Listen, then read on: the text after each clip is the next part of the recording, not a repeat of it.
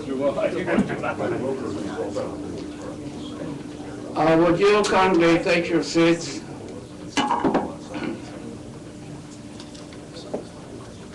We're going to begin. We know one additional panelist should arrive any minute. Mr. Williams, we spoke to him this morning. At any rate, in the interest of time, I would like to begin. My name is Yona Alexander. I am the director of the Inter-University Center for Terrorism Studies, which is administered by the Potomac Institute. And on behalf of the CEO, Mike Swetnam, who unfortunately cannot be here today, he sends his greetings, and but we do have several vice presidents. I see Tom O'Leary in the back, right there. I saw Gail a minute ago, and General David Risk, I think he's sitting over there. So we are fully represented. And the International Law Institute in DC is represented here by Bill Mace, right here. Don Wallace couldn't make it, unfortunately. So I would like to welcome the participants. I want to introduce the panel in a few minutes. And particularly, I would like to call on our next generation of professionals, the young interns, to stand up. Those who are in this room, I know they are outside. Would you stand up, please?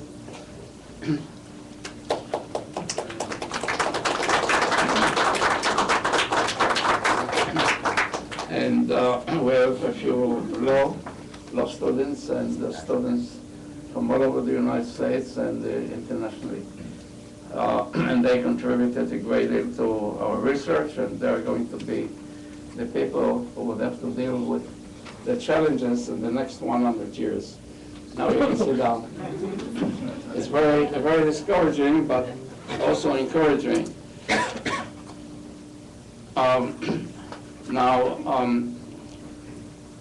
As a commercial, because we're going to deal with these issues for a long time, I would like to mention that one publication that we released recently is the Al-Qaeda book, 10 years after 9/11.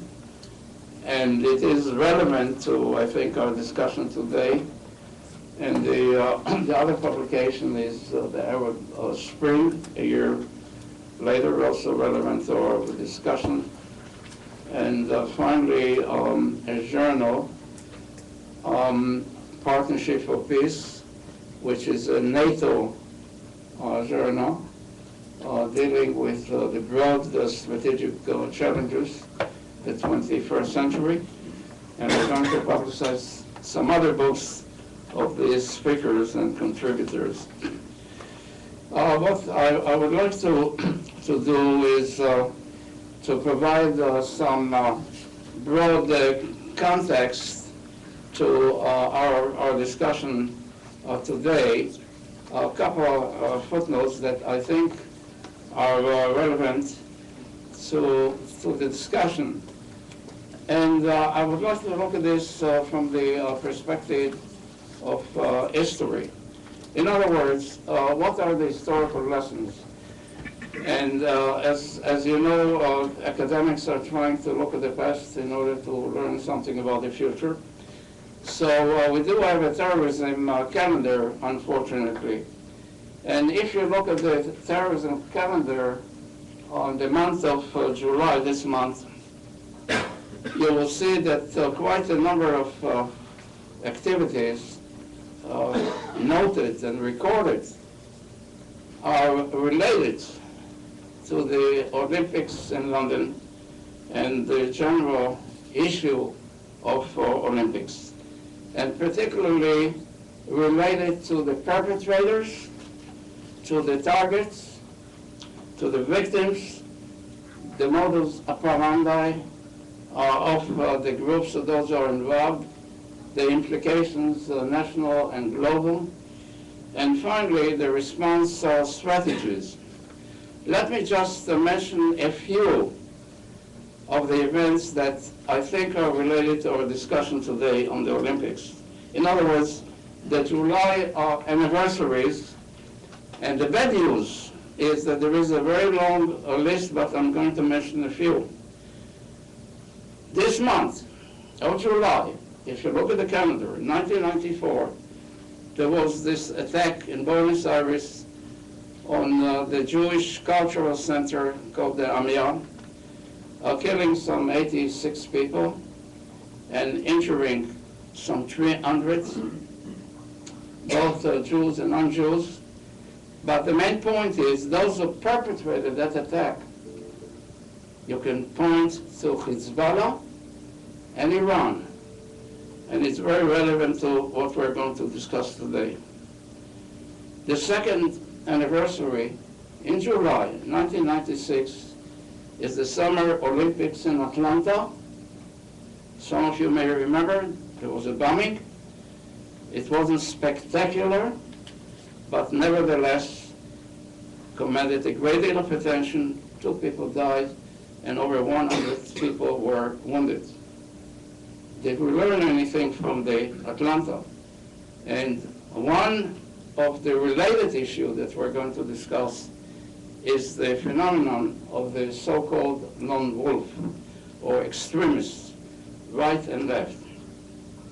And then again, July 2005, there were a series of bombings, simultaneous, in London, directed against transportation facilities, and these attacks were mounted by Al-Qaeda affiliates, and we'll come back to Al-Qaeda later on. 2010, about 2 years ago, in Uganda, people were sitting and watching the Olympics, the World Soccer Games, and there was an attack, a very brutal attack. Those spectators, those who looked at the television, they were killed, about 70, and about 70 wounded. Al-Shabaab, the affiliate of Al-Qaeda, was involved in this activity. Last year, 2011, in Norway, as you may remember, there was an individual who attacked the government facilities, and then a summer camp. It came from nowhere, supposedly, and this is the phenomenon of the lone wolf. He killed about 70, and hundreds were wounded. And now this month, July 2012, we had already an operation in Cyprus, or at least a plot, which was mounted by Hezbollah and Iran. This month, in Bulgaria, there was an attack, whether it is Iran, Hezbollah, or Al-Qaeda. It's too early to definitive conclusions, but at any rate, we have to look at that. And then we had an attack, a terrible, terrible tragedy in Denver, Colorado. Lone wolf. And now the Olympics. The question is, will history repeat itself? As I said before, in terms of the perpetrators, in terms of the targets, the victims, in terms of the modus operandi, the implications, and so forth. If you look at the calendar, you have a great deal of bad news, but you have also good news. And let me mention just one. On July 4th, 1976, if you look at the calendar, there was a rescue operation in Entebbe, Uganda. Some of you may remember and know about that. And I'm mentioning this not because of the spectacular attack, the hijacking and holding about 246 hostages. But the Israeli commandos were able to rescue them, and the leader of this operation was Netanyahu, the brother of the Prime Minister of Israel today. So we're making a full circle, and certainly Netanyahu was involved in developing the Israeli counterterrorism activities, and one of our speakers, Dan Raviv, studied this problem in great details, and he probably is going to discuss it as well.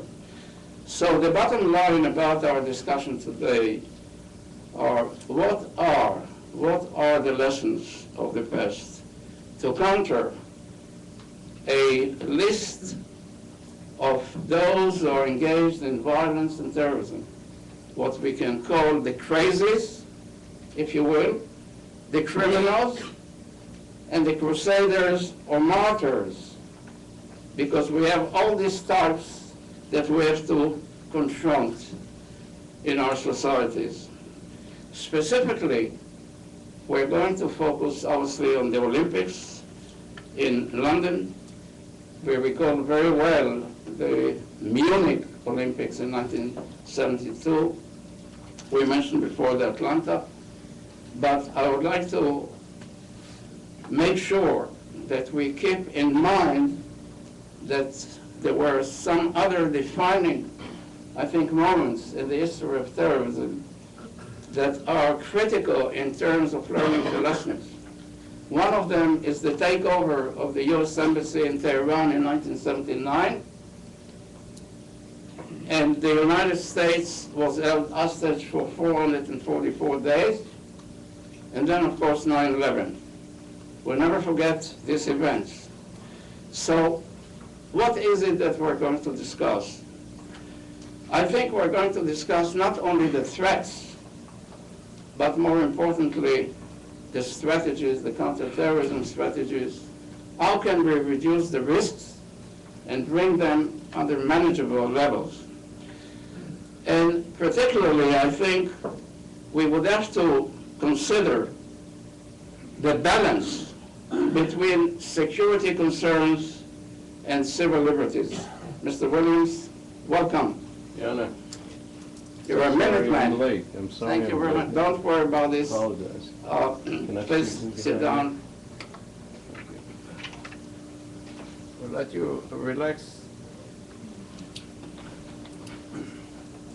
So fundamentally, I think our task would be, as I said, one, to deal with the nature of the threats, particularly to the Olympics, tourism, if you will, in general, and the tension between security concerns and civil liberties.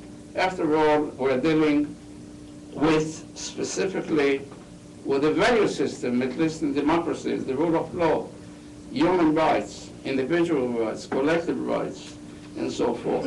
So that's a broader picture of security and civil liberties. Specifically, as far as the Olympics, I think we would have to look for the so-called balance between the security concerns and the freedom to travel, to be involved in tourism, to be involved in engagement in sports of the Olympics that's supposed to symbolize brotherhood and peace. So with this general background, I would like to call our panelists. I wonder if you'd like to sit down, relax a little bit, and ask somebody else to speak.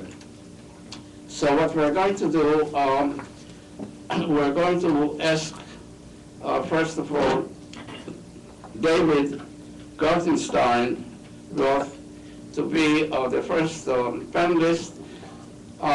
We distributed bios of the speakers, very distinguished. We would like you to look at that. We are going to mention several highlights. For example, David is the director of the Center of the Study of Terrorist Radicalization of the Foundation for the Defense of Democracies, which is a very significant think tank in Washington. He's a senior fellow there as well. He produced a major book on Ben Laden legacy last year, and he published widely in the academic press. Also, I would like to mention that he has a very distinguished academic background. He's now a PhD candidate in world politics at Catholic University in Washington. He also received a master's degree at Catholic, and he has a law degree from New York University and a BA degree from Wake Forest University. So with this brief introduction, David, it's all yours. You would like to come up here? Sure. All right.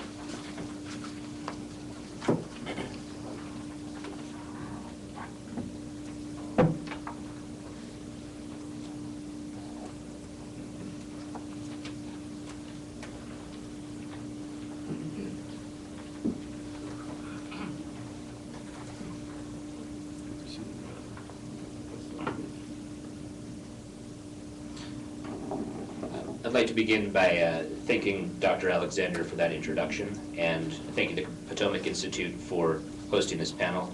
I've long been an admirer of the Potomac Institute's work as well as Dr. Alexander's, so it's an honor to be part of that. It's always bad to begin a speech with an apology, but I'm going to begin this speech with an apology, which is my throat has been killing me all month. So if it starts to go out during this speech, I hope you'll give me some forgiveness for coughing or whatever else. I'll try not to be too gross. So to move to the substance of matters, I want to start with what I think is a provocative question. And that is, how much did hosting the 2004 Olympics contribute to Greece's current complete and utter economic meltdown? I think the answer is actually that the Olympics were a far more significant contributor than you would realize looking at it in the abstract. In general, the Olympics is a very, very expensive event to host. We all know that. But you can see costs that are channeled into hosting the Olympics as being investment in a city's future. Those who've been to cities that have hosted the Olympics in the past 20, 30 years and have paid attention to development patterns can clearly see that. 1984, those Olympics helped to revitalize Los Angeles. You can still see the footprints of the Olympics there quite clearly. Stadiums being put to good use, parks that were created. In 1988, Seoul, South Korea, also significant in terms of economic development. 1996, Atlanta, you have a very clear imprimatur of the downtown's revitalization, the use of Olympic Park to this day. 2000 in Sydney, same thing. Now, the Greece Olympics faced a double disadvantage, which could not be foreseen when they won the bid. The first was, after they won that bid, you had the 9/11 attacks. So suddenly security expenditures skyrocketed. They budgeted about $1.5 billion for the entire Olympics. Now, I'm not including the development of Athens and the infrastructure projects, but for actually hosting that event, they had originally budgeted about $1.5 billion. And security itself ended up costing more than the entire budget that they put in for hosting the Olympics. Then the other problem that Greece faced was that, another thing that was unforeseeable, is that between their Olympics and the next ones, you had, shortly after the next Olympics, you had a collapse of the global economy. And so the gains that they expected to make from their investment in the Olympics ended up being far, far less. If you look at their costs, in addition to security outlays, you had infrastructure upgrades of about 20.9 billion euros. Now, overall, they faced many more economic problems, but the Olympics were a contributor. and a bigger contributor than we would think. Now, the reason I begin with this point is because when I think about the Olympics and terrorism, the main lens I look at this through is an economic lens. The major argument in the book I published last year that Dr. Alexander mentioned, Bin Laden's Legacy, is that really what Al-Qaeda's strategy is about, not their underlying grievances, but their strategy, is economics. This is something that was always important to Osama bin Laden since before he declared war on the United States. He first cut his teeth in the Afghan-Soviet War, and his perspective was that that war had brought down the Soviet Union, that not only had he defeated a superpower on the battlefield, but also that he caused its collapse. Now, if you think through the logic of that argument, it clearly points to the importance of economics, because nobody would contend that leaving Afghanistan is what caused the Soviet Union to fall. Rather, if that event were a major causal factor, the way you get to it is that the costs imposed by the Afghan-Soviet War prevented the Soviet Union from adapting to other problems that it faced, stopped it from adapting to a major grain crisis that it faced, stopped it from adapting to the collapse in the worldwide price of oil, so that it hurt the Soviet Union because it was a major oil exporter, very dependent upon the then very high oil prices. And bin Laden said quite clearly that this war had caused the Soviet Union to collapse, that he had caused the Soviet Union collapse. The only way you get to that is through economics.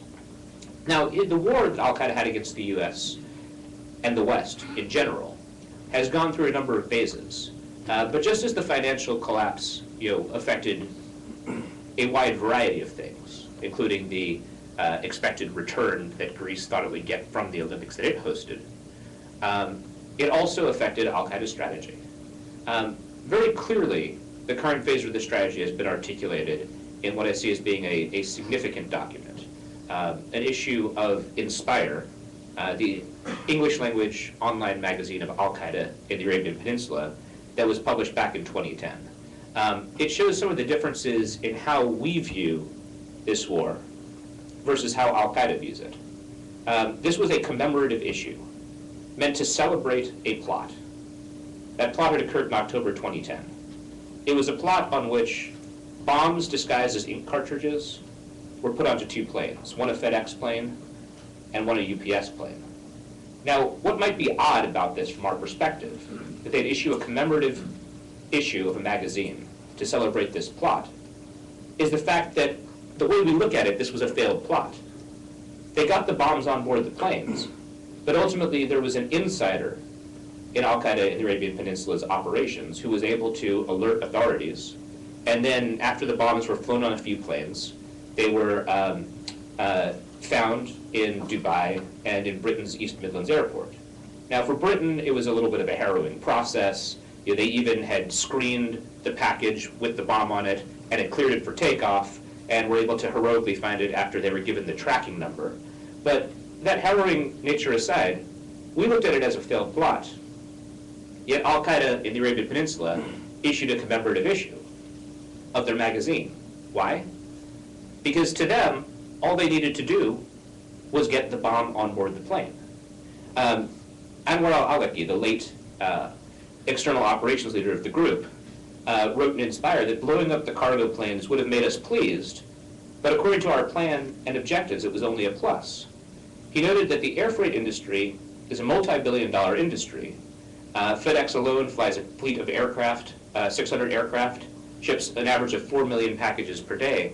And his point is that either you spend billions to adapt to plots like this, or else they can try again and succeed. It's about economics. In this phase to them, this strategy of 1,000 cuts phase, as they dub it, they don't think they need to strike big. Instead, attrition. Attrition can bring the enemy down under its own weight.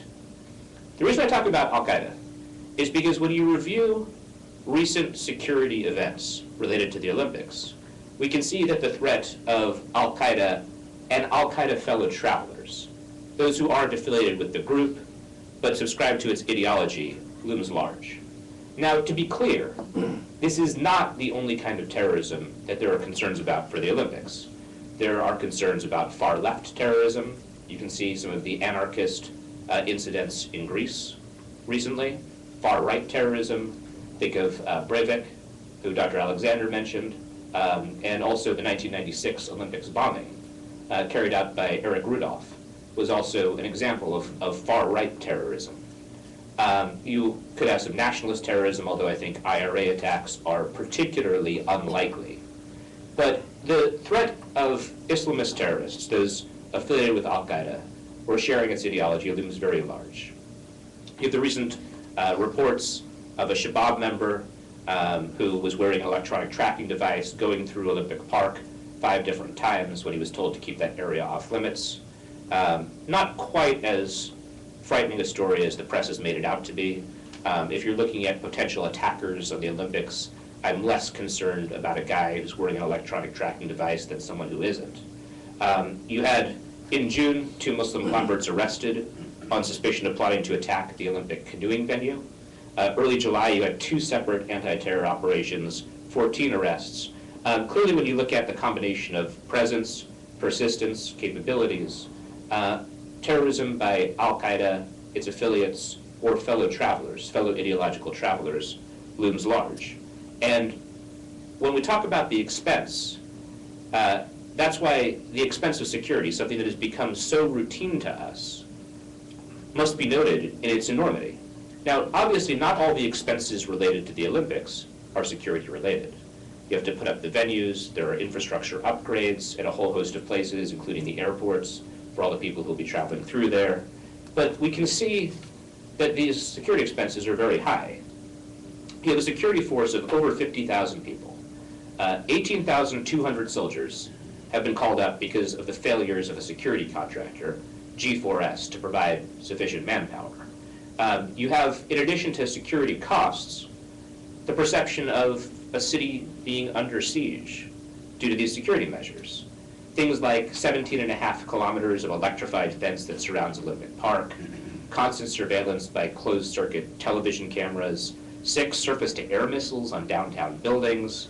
Londoners love to complain, and there have been a lot of complaints about the Olympics. But one has to say that there's a point here. There's a point to some of these complaints. We've reached a point where the threat of terrorism and the massive way that it will drive up our costs for events like this is taken as a given.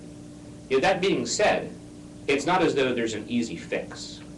Ultimately, even if you didn't have the threat of terrorism, security outlays would be quite large for an event like this. You still have concerns about crime. You still have concerns even if we didn't have a major global war on terror and a major transnational foe that can threaten a superpower at a strategic level like Al-Qaeda. You still have the threat of other kinds of terrorism, 1972 Munich, 1996 in Atlanta. You still have those threats. But the amount of spending has become so high, and we've become accustomed to that. Ultimately, as I said, there's no easy fix, but looking for ways to reduce these costs in the future is something that is vital to us at a strategic level. To that extent, I think that the areas that I'd most applaud our efforts in are those where we've been able to basically combine skill sets, make multilateral efforts. It's notable the way that Interpol has been playing a role. They've been keeping an eye out for trouble, looking at possible travel towards London by fugitives or terror suspects or lost passports that may be used by elements who are trying to steal an identity. What this can do is help us to create economies of scale, so not every country that hosts the Olympics has to rebuild the entire security apparatus again and again. In some capacity, the US is also providing assistance. But overall, when we look at this strategically, when we look at the Olympics and broader implications, keeping in mind the enemy's strategy and the way economics figures in is an important part of thinking about terrorism in the context of events like this and other events that we're going to have to keep on hosting moving forward, despite the threat of violent non-state actors. Thanks.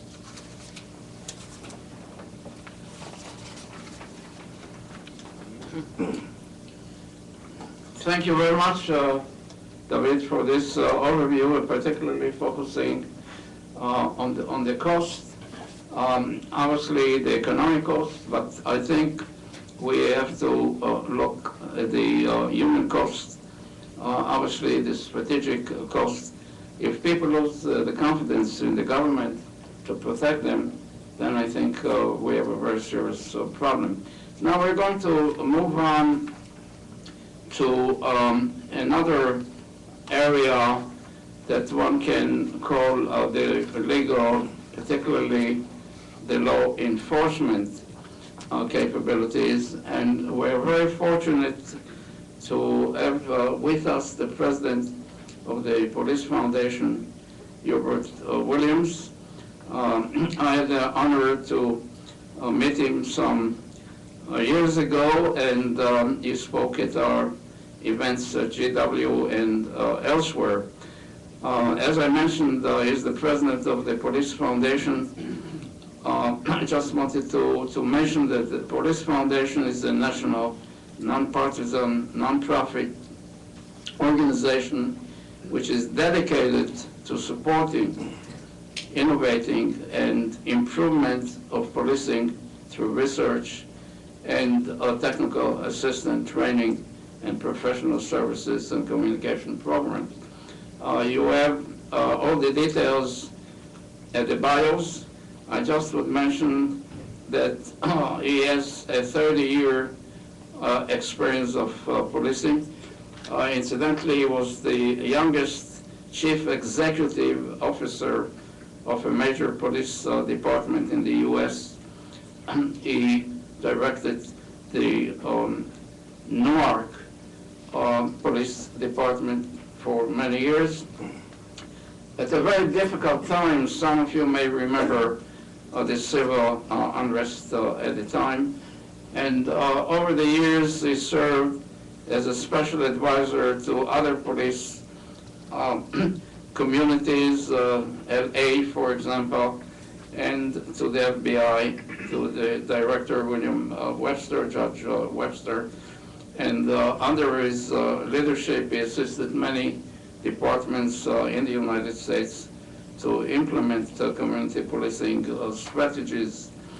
Now, he is also on the advisory board of many organizations around the world, and he dealt with a great variety of challenges, including weapons of mass destruction. And I would like to mention that he was the founding president of the National Organization of Black Law Enforcement Executives, NOBLE.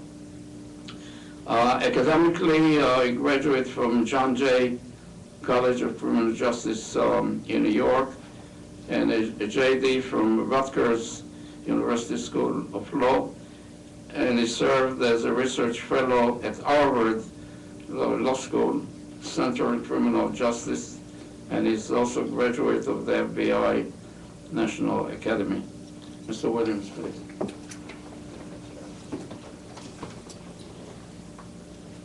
We have to get you some It's good to see you again.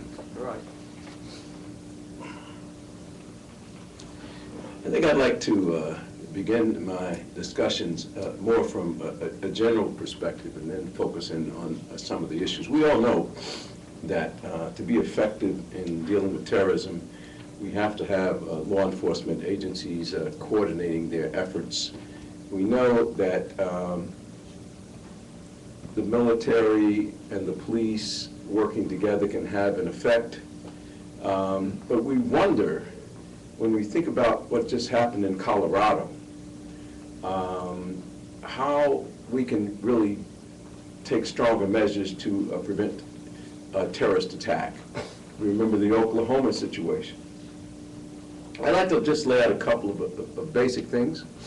One is that the police will play a critical role in dealing with any type of terrorism. It's the police, by virtue of their natural responsibilities, that will be the first on the scene when an act occurs. But I don't believe that it's within the strategic efforts that this war on terror is going to be won, nor with the technology. Now, with the Olympics, You know, we commend the Metropolitan Police Department. They have a good department. They have cameras, and they have a lot of good technology. In our country, we focused a lot on 9/11, the aftermath of 9/11, and preventing another 9/11 from occurring. Airplanes were flown into buildings as bombs, and 3,000 people died as a result of those aircrafts crashing into buildings. So a lot of what we've done to address the issue of terrorism has been in response to that. We've strengthened our security at airports. We have now security on our airplanes. But there are 500,000 people that walk across our borders every year, 500,000 to 800,000. If you wanted to get into America, you wouldn't come do it necessarily by an airplane, and you wouldn't have to bring your bombs with you or your weapons, because you can get them all here. The shooting in Colorado occurred with an AK-47. In 1994, the law enforcement organizations throughout the United States united to try and deal with the issue of gun violence. We are united again today. As a result of that, the Brady Bill was passed. Assault weapons were banned in the United States. You could not import them into this country as a result of those efforts. Machine guns was banned. Cop killer bullets was banned. Time has passed, things have changed. There was a provision attached to that legislation that caused a sunset after a period of 10 years in the assault weapons. Now, the guy in Colorado got his weapons legally, but he could not have gotten those weapons legally if, in fact, that ban was still in effect. So, one of the things I'm suggesting is that you don't necessarily need to bring any weapons into these countries, clearly not into America, because all the things you need are right here. Another thing,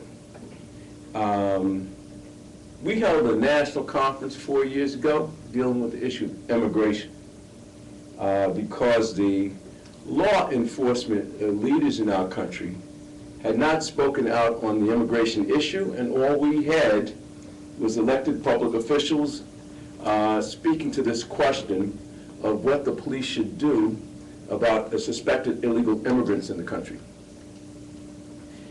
We went around the border communities, we held focus groups. We found out that the police were extraordinarily concerned about the enforcement of immigration laws. And one of the reasons that they were concerned about the enforcement of these laws, not that the laws should not be enforced, but for the police to enforce these laws, is because it provokes a kind of fear deep in the heart of every one of these immigrants that they're going to get deported. So even if, and I would bet on this one, if they saw a bomb being constructed in the backyard, they'd go in their house and pull the shades down. For fear, if they reported anything, they're going to get deported, illegal immigrants. 85% of the immigrant families in this country are mixed. People in there that are legal, and there are people that are illegal. So whether it's the United States, or whether it's London, England, or anywhere else, I think the strength of our effort to deal with terrorism is going to be predicated on the capabilities that we have of building bonds and relationships with the people that we service. Bonds and relationships with the community. Every police officer, police leader in the United States now knows the importance of establishing these relationships. I mean, look, community-oriented policing will focus on the people that live in the community that are subject to the results of the terrorism and the crime, they have to be partners with the law enforcement community to deal with the effects of crime on that community. No institution or entity can do that alone, and without this kind of support for the institutions of law enforcement, it's going to be extraordinarily difficult for us to effectively address the issue of terrorism.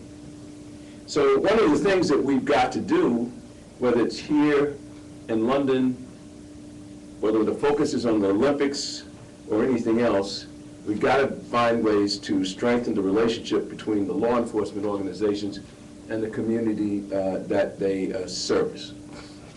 And now, there's been a considerably large effort made over the years in England and as well as the United States to begin to develop some capacity in this area.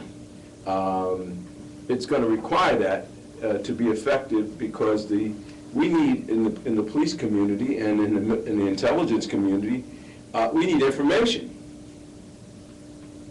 Tens of thousands of people are going to come to visit London. One of the reasons that the city is subject to more of an attack is because these are all people from other countries. If you saw people from other countries, large numbers coming in, and it was not an Olympics, it would be a matter of concern. This is a matter of concern now. Security, who are they? They're coming from the outside. But terrorism doesn't have to be external. Terrorism can be internal. The Oklahoma bombing proved that. And a lot of us in the law enforcement community are fearful that Colorado is going to produce copycats, and they're going to expose Americans to greater hazards and dangers.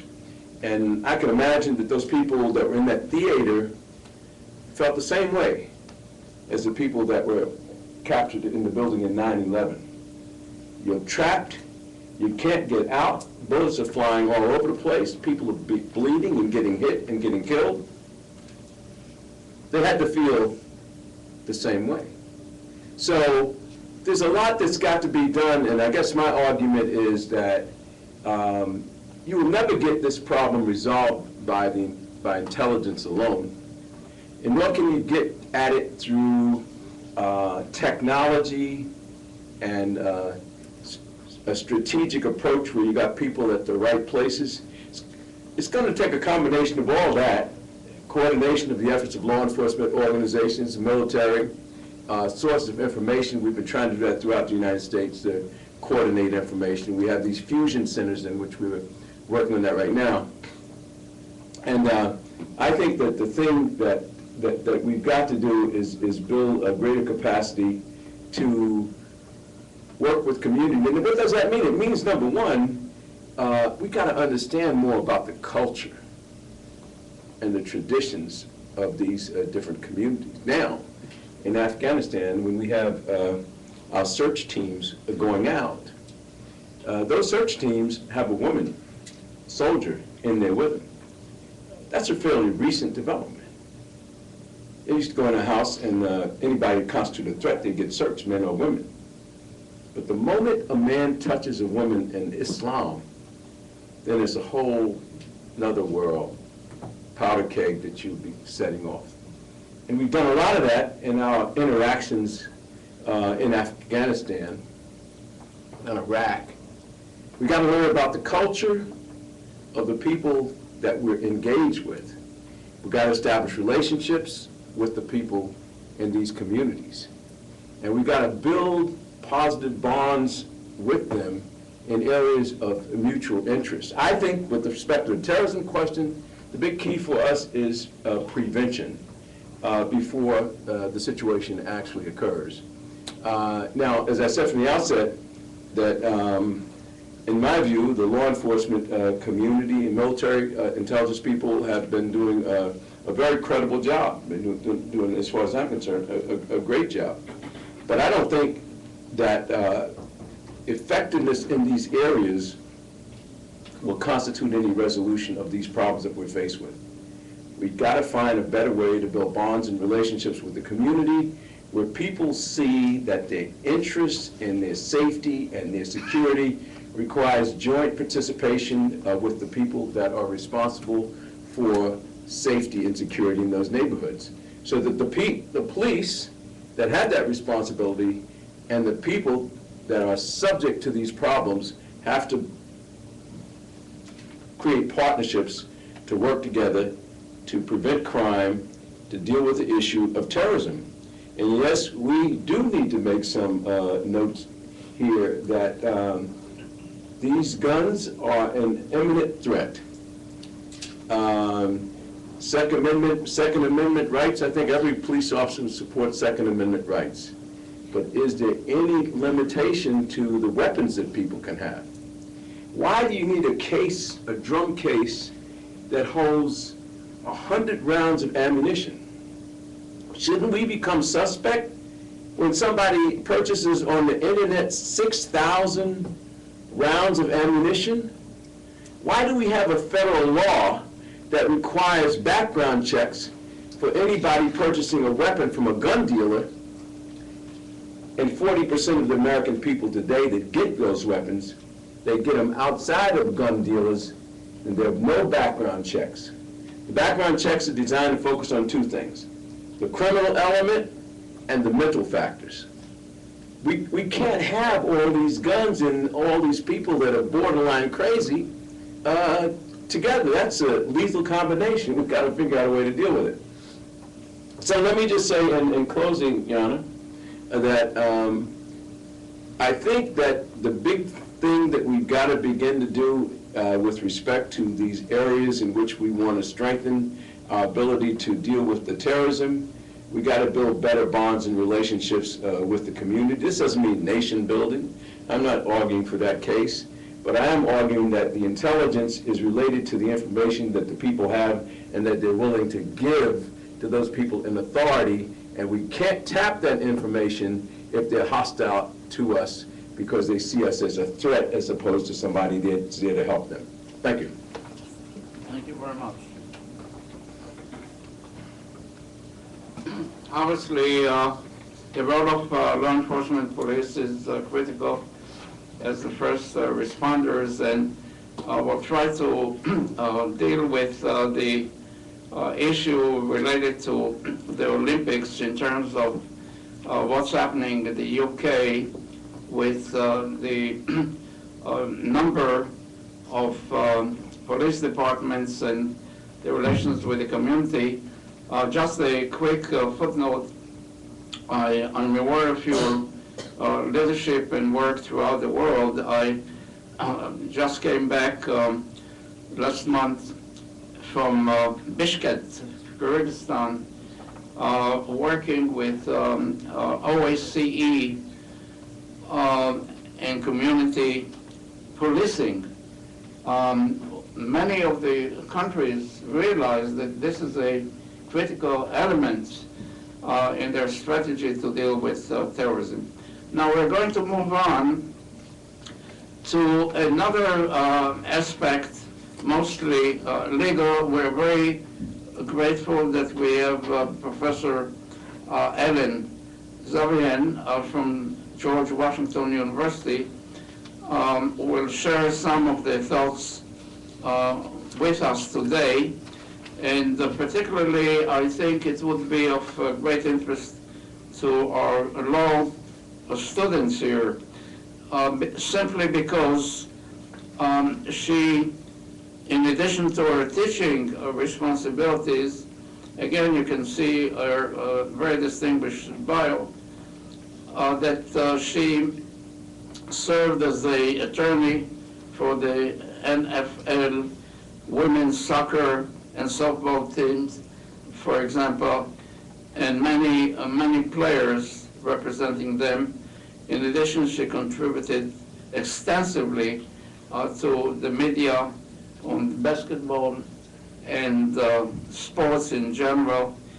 And she's teaching the management of sports law at George Washington University, as I mentioned before. So we're delighted to have you on the program and to share your views with us. Thank you.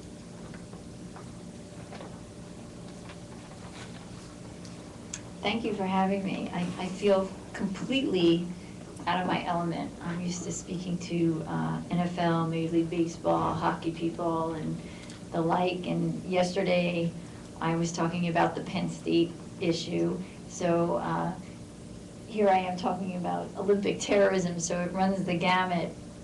I was telling my husband today that I was going to speak on Olympic terrorism, and he spiked up and said, wow, our two worlds are converging.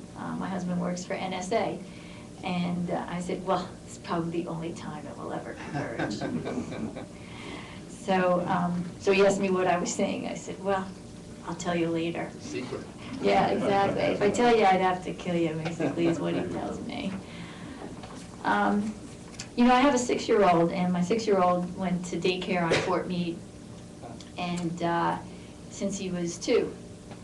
And I was telling the interns back there, he really thought that like everybody goes to school with gates, guns, apparatus coming down, buildings that have lights blinking, major satellite dishes, and so forth. And so when he got to his kindergarten class, he was quite angry, like, Mom, where's all the protection? I said, well, hopefully you won't need that. And but it is coming to that. So I hope my 6-year-old can grow up in a different world than we're going to talk about today. On that note, since I'm an attorney, I tend to think about words. And I thought, well, terrorism, well, I know how I define terrorism, and I sort of looked up the US law on terrorism, but then I went to the British law on terrorism, and oh dear, they have a book on the definition of terrorism. And I wanted to just highlight the two differences between the US and the British. So you can see when you go from country to country in the Olympics, that just the term alone can mean very different things. In the US law, terrorism is defined as the use of force or violence against persons or property in violation of the criminal laws of the US for purposes of intimidation, coercion, or ransom. The British law in 1989, so this is prior to 2011, it stated the use of violence for political ends and includes any use of violence for the purpose of putting the public or any section of the public in fear. And that drastically changed after the 9/11 attacks. But in Britain, they seem to definitely include the government and the threat to government as a major issue when they define terrorism.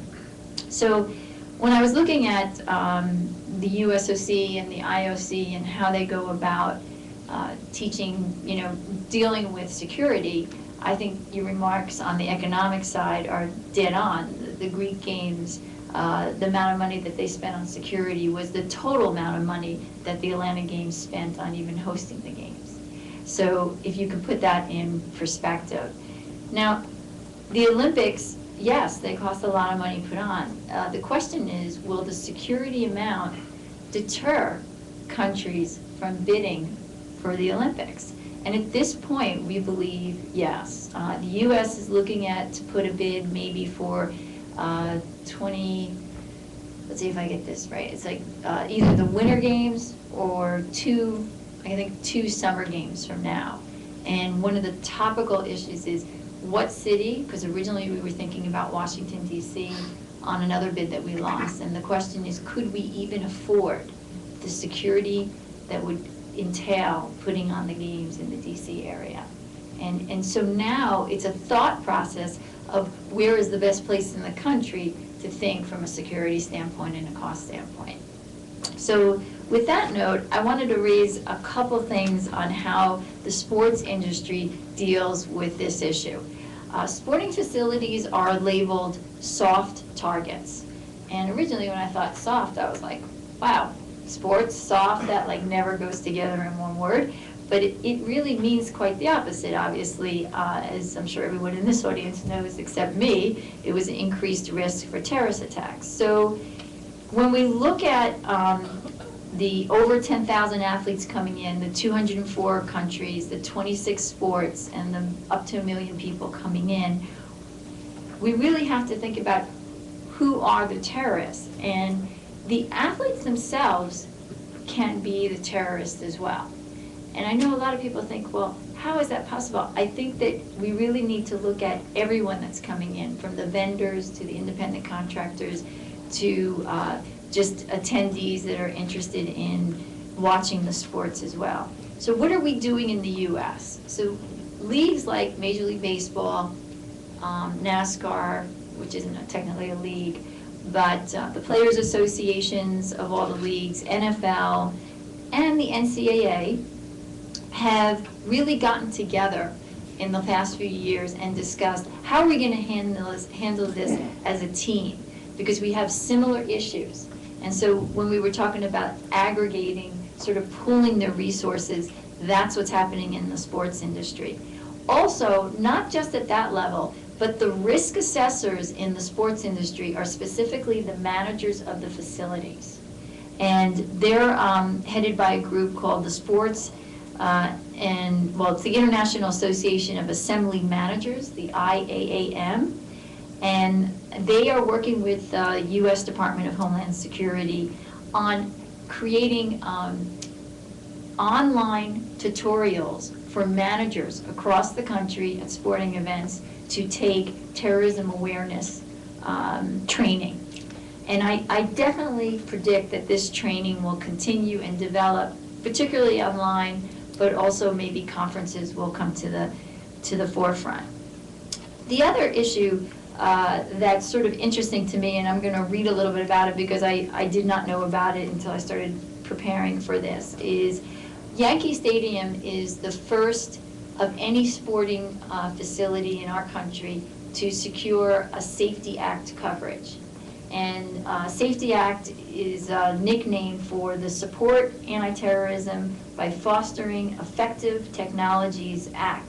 That's why in sports we have acronyms for everything. We tend to live in the acronym world. But the Safety Act really aids to promote the creation, deployment, and use of anti-terrorism technologies and practices within facilities. Now, traditionally, this act has not been applied to sports facilities. So the Yankee Stadium being the first to get a certificate, what does this mean from the standpoint of a fan coming in? Well, they have to meet certain standards to maintain the certificate. The certificate for right now is going to last till 2017.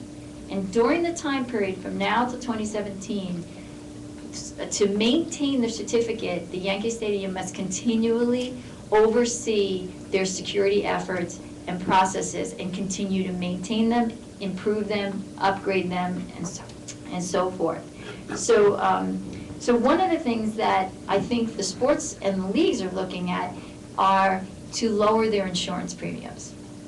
Okay, so I think about, well, is it about protecting the fan, or is it about lowering their costs? So we're getting to the economic side again. The other important element is the NFL received the same certificate in 2008. But the NFL their certificate doesn't apply to the team level. So the teams are still required to get their own certificate under the Safety Act. The NFL has it for any NFL facility that they own. Let's say they finally get a team in LA, or the Super Bowl, so any events that they particularly own. From the NCAA standpoint, they only run the championship games, so they're going to look to get a certificate just for postseason games, and then the universities would have to go after their certificates individually. So to date, the NFL is one of the only, and some other organizations that you wouldn't think of that have this certificate is the New York Stock Exchange and the Northern Kentucky Airport. This was originally drafted for things like an airport and so forth, and so the facility managers in sports is looking at this as a decrease to their insurance. Okay. And why is it a decrease to the insurance is it protects or limits the amount of liability that victims can sue. So the higher the rating, and then it also allows the courts to dismiss lawsuits against those entities that have a certificate, or the products that are used to the technology and the security that have a certificate as well. So it's really a limiting to the victims of any kind of terrorist act. So just getting into the likelihood of victims of recovering from a terrorist act are minimal. Well, this Safety Act makes it even more so.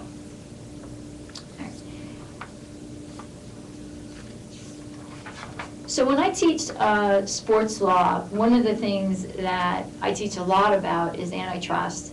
The second topic I speak a lot about is intellectual property, because those are the two things that in the sports world we deal with on a constant basis, whether it's a monopoly of the league or the intellectual property, which is the image, the likeness, and so forth.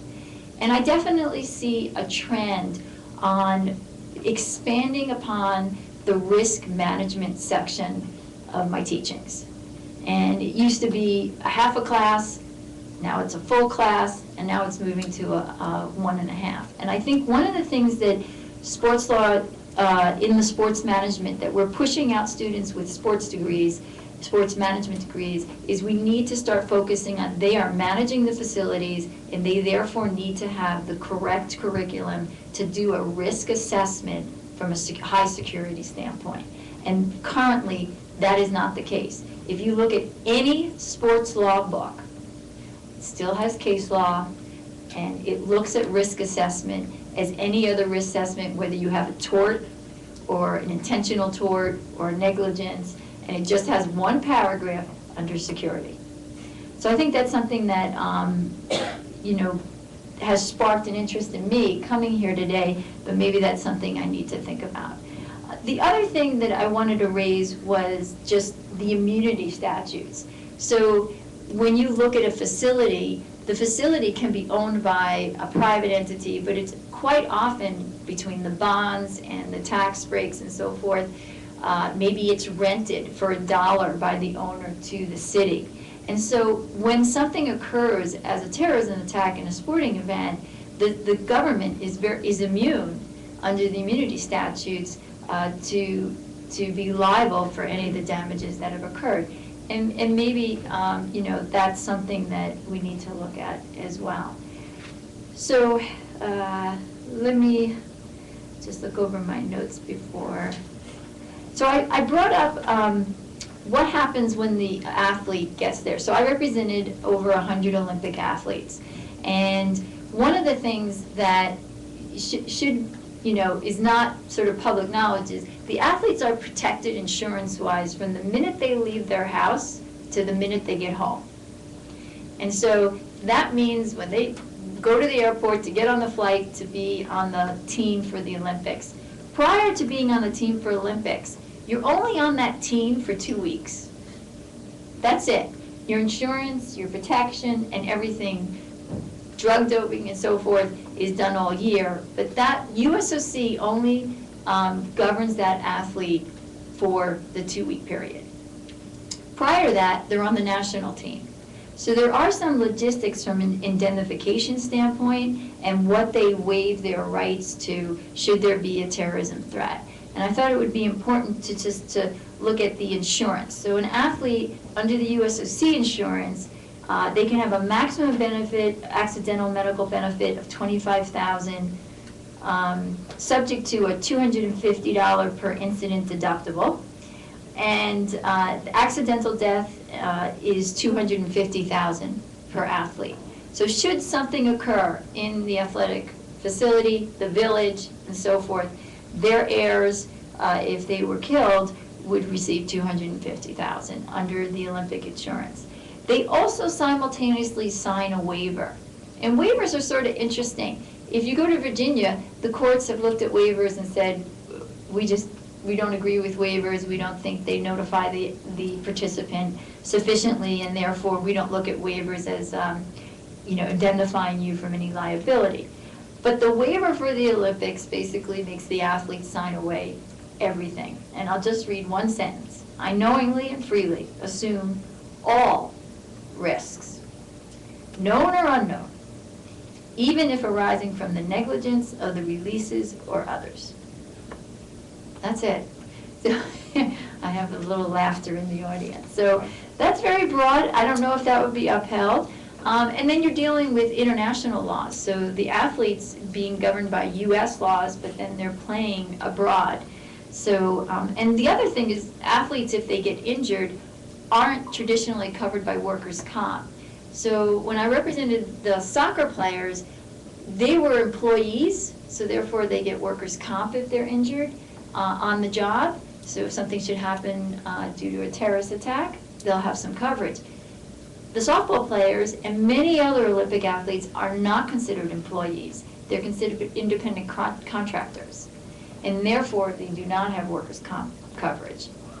So I thought that was sort of interesting. And the last two things I talk about is sponsorship security. So McDonald's in the London Games has one of the biggest venues in the Olympics Games. They're obviously a large Olympic sponsor. And they have in Olympic Park, they have a 1,500 seating dining area for any participants or anyone attending. And as you know, in Atlanta, the park was where the bombing took place.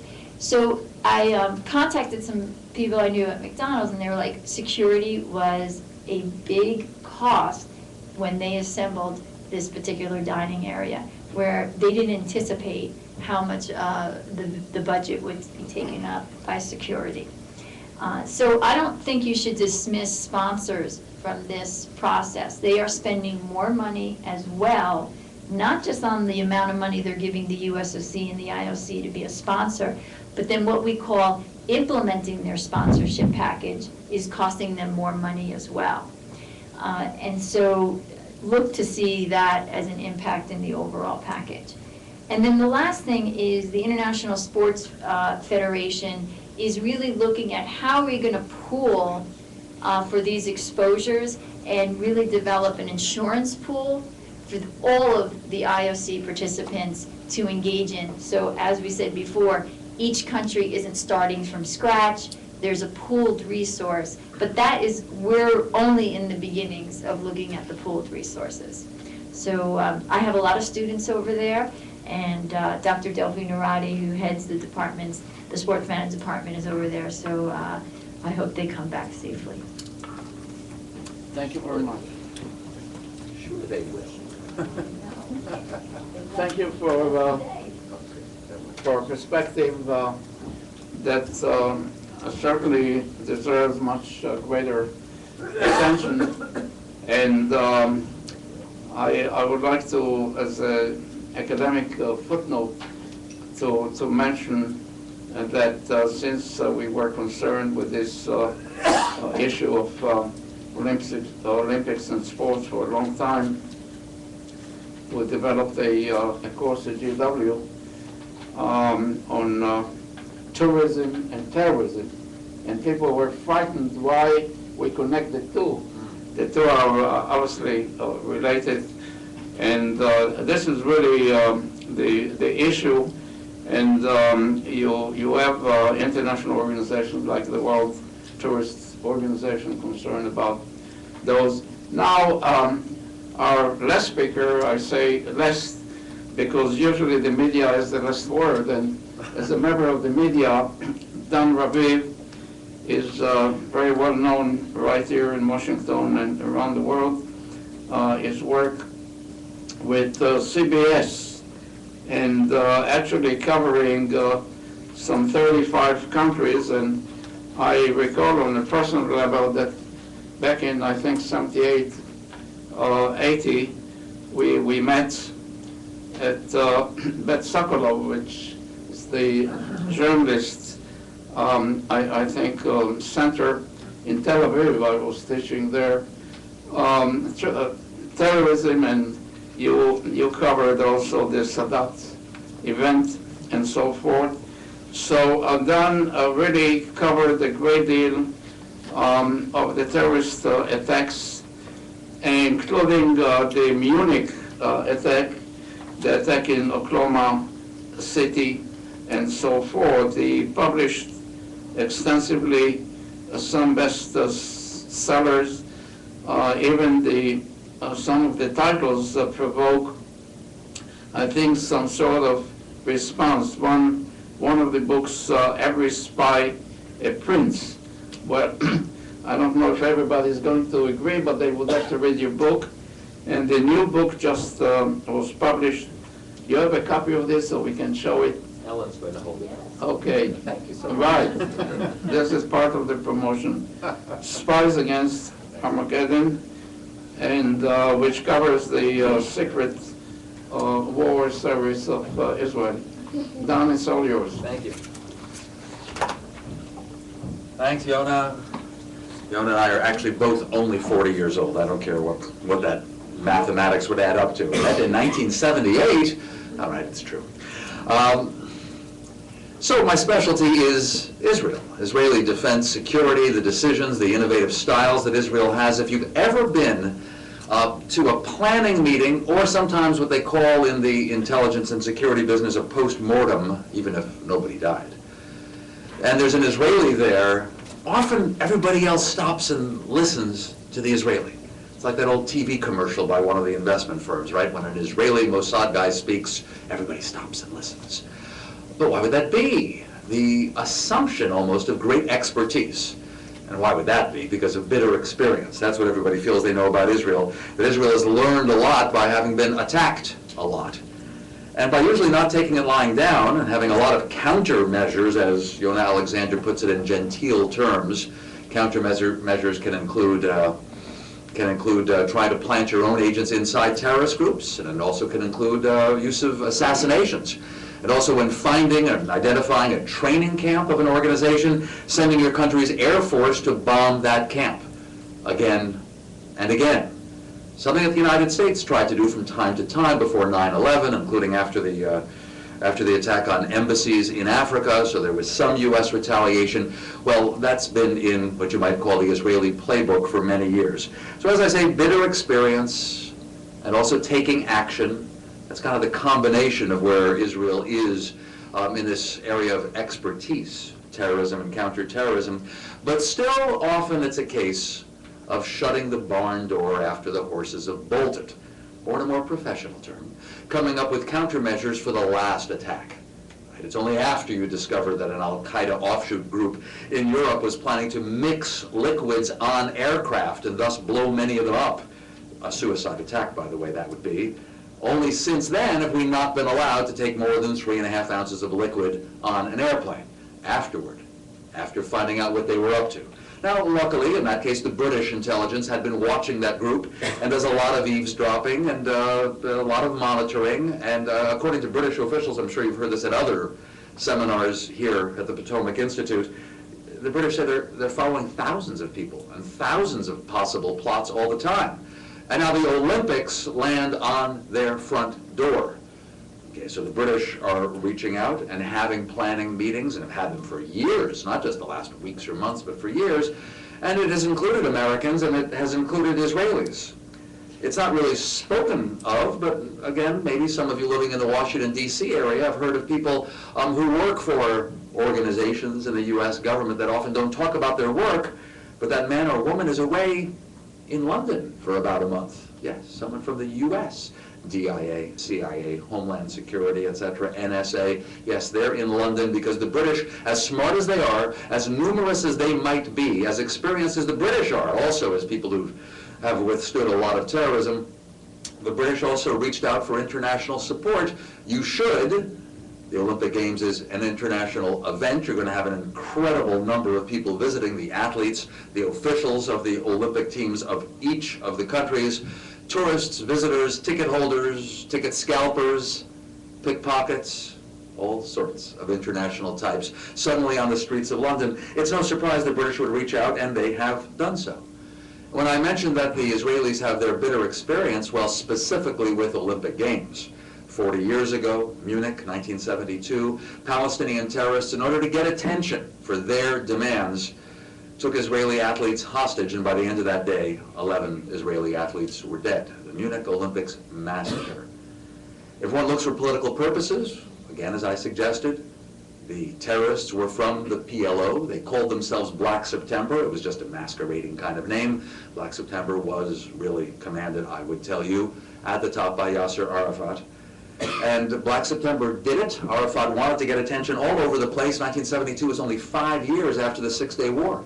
Only 5 years after the Israelis captured the West Bank and Gaza, and this Palestinian movement was just starting to kind of find its feet. And in that time period, it decided mainly to be a violent movement. Black September refers to September 1970, when there was a civil war in Jordan, and the Palestinians, the Arafat forces, narrowly were defeated. There was some help from the U.S. and Israel to support King Hussein in Jordan. So you could see a choosing of sides. And the Palestinians, again, decided to be militant, violent, aim even against civilians. But even at the Munich Olympics, their target was athletes, representatives, they might have felt, of the state of Israel that they hated so much. They were not attacking the spectators. A lot of the security at the Olympics, in every set of games since then, Winter Olympic Games and summer, I've been at quite a few of them as a news reporter, the security was for the whole thing, for the whole event, for everything about it, as though even the fans might be attacked, even the host city might be attacked. Not an assumption that it's going to be the athletes again, or the athletes of Israel, or the athletes of any particular country. To the best of my knowledge, spectators were never attacked until Atlanta in 1996, the Summer Olympic Games in Atlanta. I was just 200 feet away. What? There was a James Brown concert, one of those free concerts at the Summer Olympics. The music was so loud that people weren't even sure that they had heard anything in the Olympic Park that was nearby, and we were sort of the House of Blues that was nearby, a temporary location. But I can tell you that my beeper went off, and we did start having message beepers. No cell phones in '96, at least CBS News hadn't gotten them. Wow. And my beeper never said what it was. Bomb at Olympic Park, call into the New York desk right away. And I was with a group of about 6 friends, and so I told them, I think you should leave. There's probably about to be a lot of panic. I'd rather not tell you exactly why, but the truth is I don't know exactly why. So my friends left, and I got to work, and all night, and there you were. I mean, civilians had been attacked. People in the park, a bomb had gone off. Suspicion was wrongly cast on one particular security guard, and the international news media all parked outside his apartment because Richard Jewell refused to admit to police that he was guilty. Well, that's because he wasn't guilty. And as you heard earlier, Eric Rudolph, who was better known for a bomb aimed at abortion clinics, was in the end found to be responsible for the bomb that killed, as I recall, 2 people, one immediately, one later, at the Olympic Park in Atlanta. Well, it meant that sports fans were attacked, and they weren't even ticket holders. It was just a big public event in the park. And that meant that now the security perimeter defined for any such event would not just be the stadium, it would not just be the parking lot around the stadium, it would have to go much bigger. Well, how big do you go?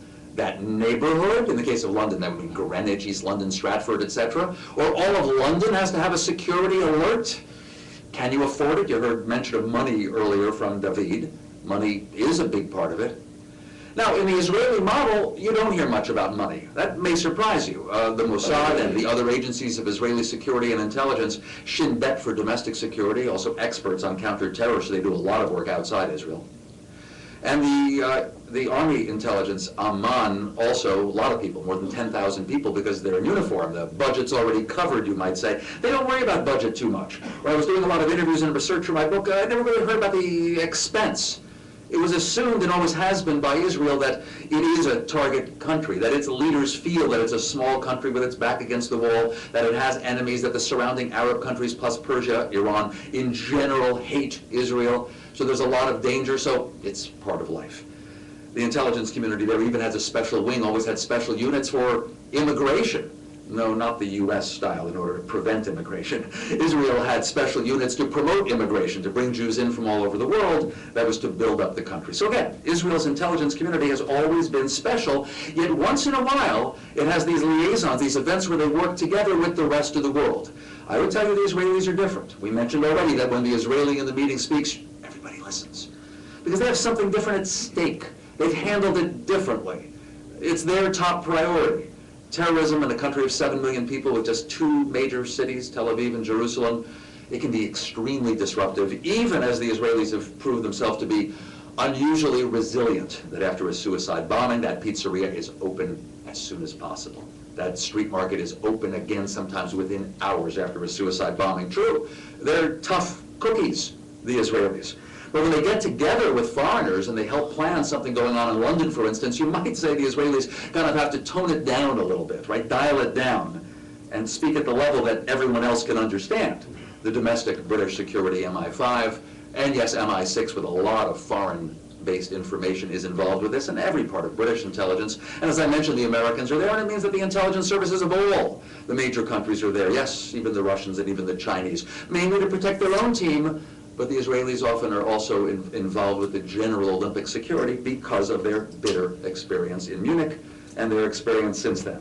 Well, you know what the basics are. Anyone who knows anything about police work, would know that you want to have as much intelligence as you can in advance. And so the Israelis add what they've heard, what they know, the chatter they've heard to the mix, intelligence in advance. You want to have observation of the arrivals. You want to watch Heathrow Airport and the British ports, etc., just to see if there's some odd pattern, odd-looking groups coming. And the Israelis generally would plead guilty if you accuse them of looking at types of people, profiling, right, which is not PC here in this country at all. Israelis do profiling. Not just by how you look, but how you behave, where you've been. Do you look like fidgety? That's why you get asked those questions if you fly to or from Tel Aviv. Why are you flying? What's going on? They're not really interested in what aunt or uncle you're visiting. They're really looking to see if you look fidgety, suspicious, uncomfortable. They're trained at that. So we mentioned intelligence well in advance, watching the arrivals, security perimeters at the event itself. Israelis are good at that. A lot of Israeli companies have invented many, many devices, surveillance in the form of cameras, all sorts of monitoring gear, etc. A lot of countries are now developing equipment like that, but the Israelis were way out ahead. Again, they would tell you they had to be. And then the Israelis have their ability to shoot back. Now that's on scene, and so it's up to the British, how many of their officers are going to be armed. You've probably seen an unusually large number are this week. Usually the London Bobby does not even have a gun.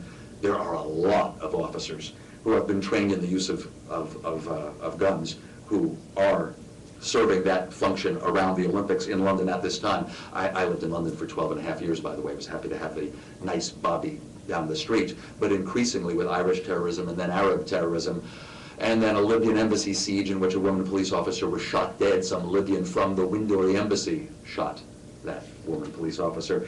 More and more British cops got armed, and so you have to think about that ability to shoot back on the scene, crowd control if something unusual like that's about to happen, plan for crowd control, capture the attacker or attackers, have a place to bring them, have that planned. Where's your brig? Where's your personal? Where's your local convenient jail cell? Probably at every Olympic facility hidden there is some room with iron bars, and the plan is that's where someone would be locked up if they did something wrong, seriously or otherwise. Liaise with local law enforcement in the usual way, but in this case also with the military. A huge number of British military are involved in this, but you know why in part? Because a private security company, G4S, which is a publicly listed company with billions of dollars of revenue each year, couldn't handle their contract. They got a contract from the Olympic organizers for more than $450 million to have lots and lots of guards. And G4S only admitted about 2.5 weeks ago that they couldn't cope. A big embarrassment for the Olympic organizers in London and also for the British government, though at least they could turn immediately to the army. But those soldiers weren't trained for the things I've just been saying right now. Watching the arrivals, perimeter security, shooting back on scene. Hurried training? Not exactly ideal. I hope nothing happens, but you have troops filling in for what should have been specifically trained people that G4S, this commercial company, was going to provide. That didn't work out. G4S did not supply nearly enough people. So you have some problems, you have some challenges, you have some unique Israeli solutions. I'm sure bottom line, the Israelis hope nothing happens. One final point, there was a little mention earlier of media hype and how that happens. I guess it does. I don't plead guilty on that. But the Sunday Times of London last Sunday had a front page item that said Hezbollah and Iran might attack the Olympics. Israel sounds the alert And the London Organizing Committee, LOCOG, is all excited about it and worried. Hezbollah and Iran might attack the Olympics. I don't think so. I told you the basic reason that the PLO Black September attacked the Munich Olympics in '72 to get attention. I don't think there's any way that Iran and Hezbollah want to attack that sort of target. They prefer so-called soft targets.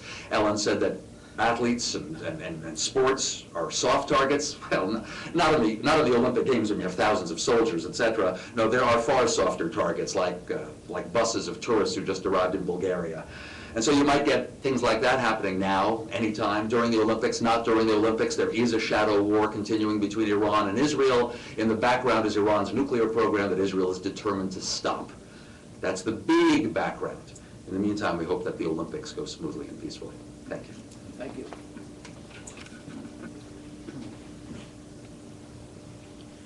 Okay, so you got a few perspectives, and now we'll try to develop a Q&A session. And if you want to ask a question, please identify yourself. And ask a question, not make a speech. Let me, oh, I'm sorry, Captain Brown, yeah. Yes, Wayne Brown with the Coast Guard for the entire panel. It seems that the demands for security are growing and will continue to do so. The economics are there. And if we apply economic standards, we would expect that there will be more players who become competent to provide security. So should, in the future, will we see those costs decrease if you have more options? I think that's a wonderful question. I think the answer is yes, with a number of caveats. One is, when you look at competent terrorist groups, they're very adaptive. They come up with new ways to evade security measures.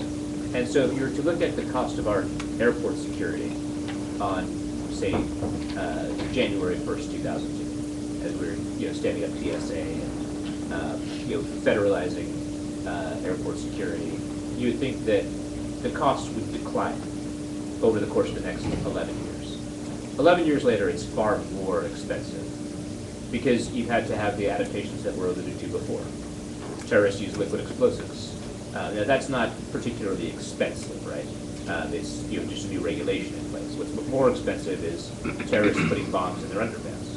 And so you need new scanning devices, new procedures are in place, and the cost has risen over time. So that's the first thing. The second thing is, I think that we need to think about the way that government contracts. I mean, it's inherently a problem that, it's so difficult to put in a proposal with government that all of them are marked up significantly. And that's just the way that it's done because it's such a headache.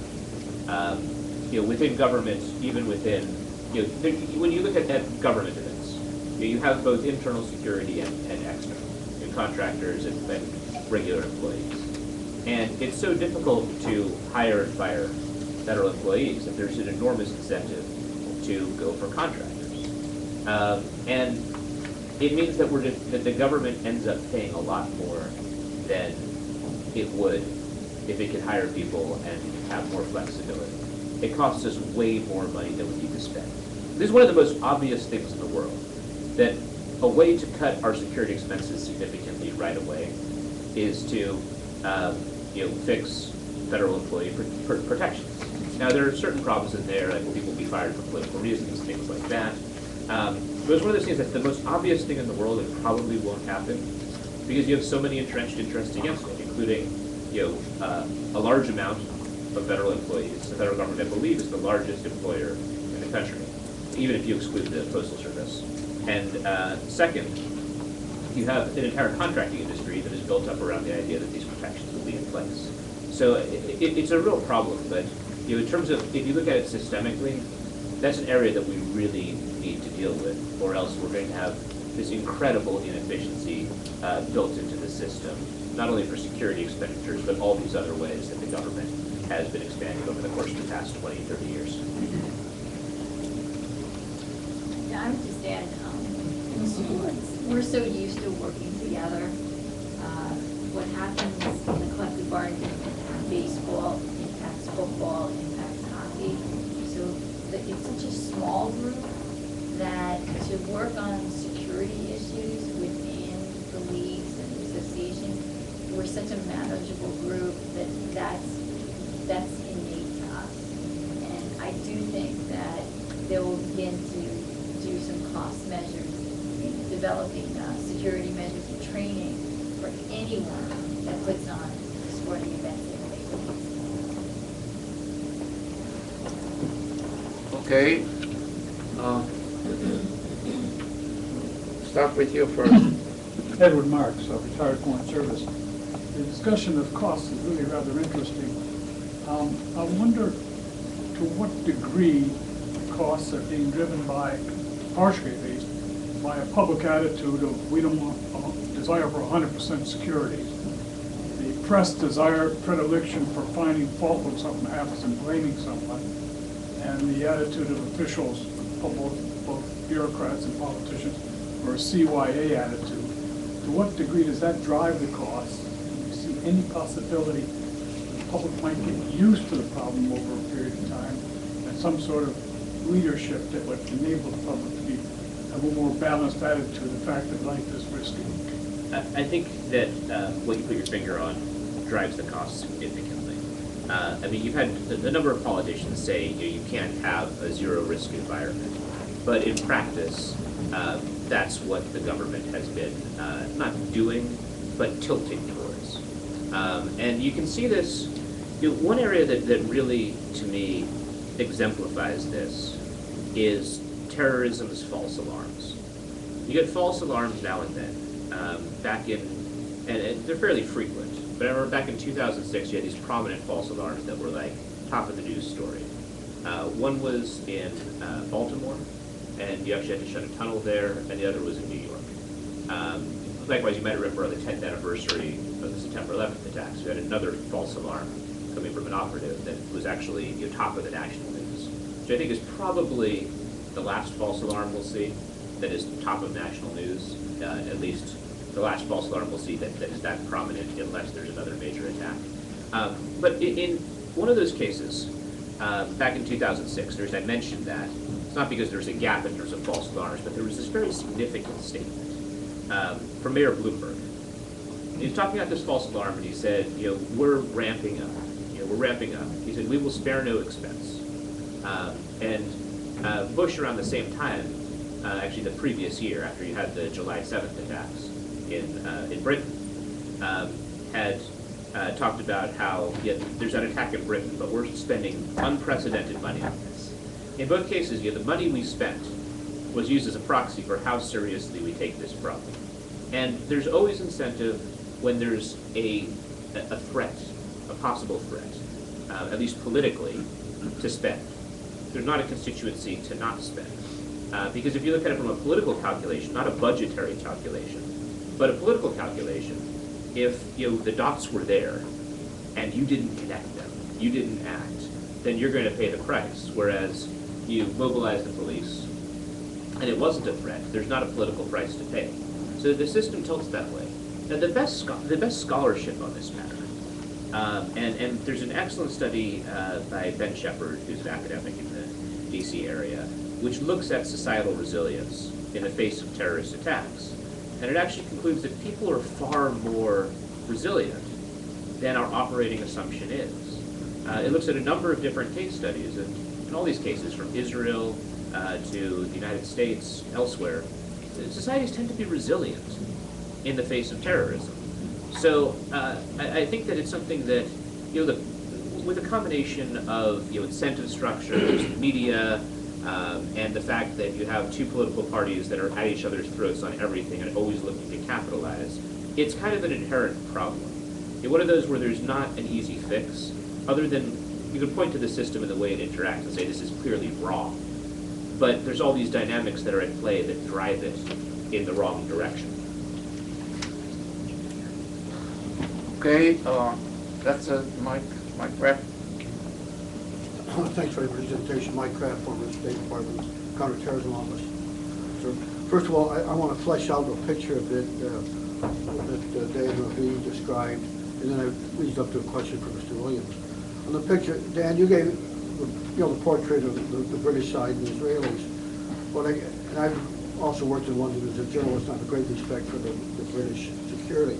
But I think there's a broader picture that the U.S. government has done a great deal on many Olympic events in preparation. The teams that have gone over there.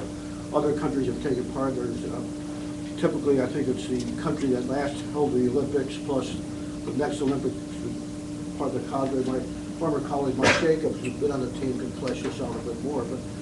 But you know, there's the cost the U.S. has been involved in just about every Olympics game, I think, since the 70s or so. The threat in the UK, I think, is probably more from the homegrown terrorists. I mean, you've had, of course, the attacks on tubes, on Glasgow Airport, etc. Now, the British have been doing quite a bit in trying to reach out to local communities, especially places like Manchester and Birmingham, where there's large Pakistani and other communities. The FBI and DHS have formed groups trying to reach out with the American community, and Ambassador Marks and I described this a bit in our book for a bit of a plug. But I wonder, Mr. Williams, do you have any impression of how well this reach out program may have worked in the New Jersey area? And have you seen any lessons learned, say, from the British or Dutch that have been carried over? Well, for those who don't know, that both the DHS and FBI have been involved in efforts to reach out to the local communities. I wonder what your take is on how effective they are. Well, the FBI has been making a major effort to reach out to local communities over the last several years. And, you know, as you know, the FBI National Academy hosts training programs for police chiefs all over the country. That is definitely there. Homeland Security is trying the same thing. The argument that I was making doesn't go to the coordination of resources amongst the different groups at federal, state, and local level, because I think that's there. You've got the coordination of resources. The thing we don't have is the links with the community that's effective. We've got to figure out better ways for particularly local police to interact with communities in ways that the community view them as supporting their concerns and their interests. Because if we can combine the resources that are extant within community and the resources that exist within government, it would be a powerful force to deal with the problems of preventing terrorism. And that's a difficult thing for us. I mentioned during my presentation that the immigration enforcement thing shatters people's minds. One woman told us when we were down on the border areas, she got up at a meeting and she said, when they're in town, when ICE is in town, I won't even go to the store to buy milk for my baby. So this is the kind of issue that we've got to overcome. We've got to make it clear that we're there for safety and security. Now, in our Constitution, as everybody knows, the immigration custom authorities are vested in the federal government, not the local police. And we need to have these laws enforced. But we've got to be careful when the police get to be the ones who enforce the laws, because we cut off channels of information, and that intelligence is essential to everything we want to try and get to do. Right, Porter? Caitlin Mastro, I'm an intern here. Speak louder. My question's also for Mr. Williams concerning community policing techniques. These tactics, as mentioned, have been used all across the United States and in England and even countries like Jamaica. We've implemented them. My question for you is, what specific tactics do you think are most effective in combating terrorism? Some of the tactics in the United States range from your standard neighborhood watches to at-risk youth programs with your community sheriff's department. So I'm just wondering if you have specific programs in mind that you think can help combat terrorism. Well, you know, the idea is the integration of the community and the resources in the community, the people that live there, with the police in a partnership to deal with this issue of crime control. And we learn a lot from, I mean, if you look at the history of Japan with the Kobots, There's a facility established in community. I was in Liberia a couple of weeks. They even have something that they're trying to do similar to that. But Japan has a long-standing history of these facilities in community where people are interacting with the police. We did a study, Police Foundation did a study when I was in Newark Police Department, and I was running the department up there. And it was a follow-up to a number of studies on fear reduction. And they concluded that any positive interaction between the police and the public of a non-threatening nature will enhance the reputation of the police department and make people feel safer. I mean, that's one of the major catalysts in this for the push towards community-oriented policing. Enhance the reputation of the police department, make people feel safer. Outreach programs, things like that. I mean, I don't have specific kinds of examples. Police departments are under the gun right now. Resources are being cut back. Some police departments lost 50% of the manpower. We've got to find a better way of this integration. You know, when I was in the field and operative in the police, I wondered whether or not we could establish some kind of a vestibule training for these younger guys coming up, where they would come into working in relationships with police, and hopefully down the road they could in fact become police. But I think we got to envision new ideas and ways to do it. We don't have specific programs. Some of our research has pointed the way to new ideas. I don't know anything that's that's extraordinarily effective, but I'll tell you this, that every major police chief in the United States today is trying to promote community-oriented policing because they recognize the benefits and the value of having these relationships. That's as far as I can go with it. Okay, Dr. Flores. From memory, I have Speak louder, two anecdotal comments. In my job, I review a lot of Arabic papers on daily basis, and there is nothing in the Arabic papers about the Olympics, except in Saudi Arabia. The main issue was whether the Saudi basketball team can participate in the Olympics and what kind of uniform they can wear to protect their modesty. Male or female, sir? Huh? Male or female? Female. Female. In the case of Iran, they announced in the beginning of the week that in the spirit of Olympics, they will compete against Israelis. Now, the only area where such competition would be possible is in the area of judo, 1 against 1. Yesterday, the Iranians announced that their champion has developed a stomach virus and he could not fly to London. Thank you for the comment. Correct. Anyone else? Okay. My name is Evan Lund. I work for Professor Alexander. I have two questions. The first one's more for David and Mr. Williams. England has been enacting their counterterrorism strategy called Contest, and one facet of that is the PREVENT strategy, which is a counter-radicalization program. It's more designed to mitigate lone wolf attacks or foreign affinity attacks. And I was curious about your thoughts on the counter-radicalization program, both there and more towards the United States, and see whether or not our police organizations are really engaging more in a counter-narrative for more like an extremist Islamic, if you want to say that, threat. The other question is about, for all panelists, about the 2014 Olympics in Sochi in Russia. I want to see whether or not you guys find that to be a bit more threatened, given the proximity to the Caucasus, and you think their threats are greater than those of the London Olympics as well. Thank you. Well, we know what's happened in Russia, in Chechnya, and the problems that exist over there. You know, my guess is that it would be problematic. If we can measure the differences between the threats that are going to exist in London with the Olympics and those that would exist in Russia. But my guess would be that Russia would probably have at least equal to the threats, if not greater than what you'd find in London, particularly because I think that the bobbies in London have a better type of relationships. Now, with respect to your other issue about the police and the information, the FBI and the police the police see their role with respect to terrorism as coordination primarily with federal authorities that have the primary responsibility for dealing with terrorism. They do not see themselves as nor do they have the resources or expertise to really focus on terrorism the way the Bureau could do. We're going to be the first on the scene when something happens. There are things that we need to do to make sure we're properly coordinated with those people that do have the responsibility.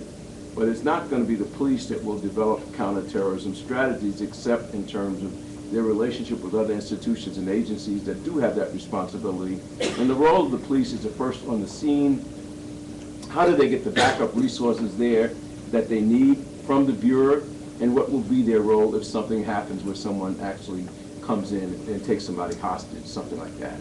So I would say to you that the coordination responsibility between and amongst various agencies, both at local, state, and federal levels, would be how the police view their major responsibility with respect to terrorism.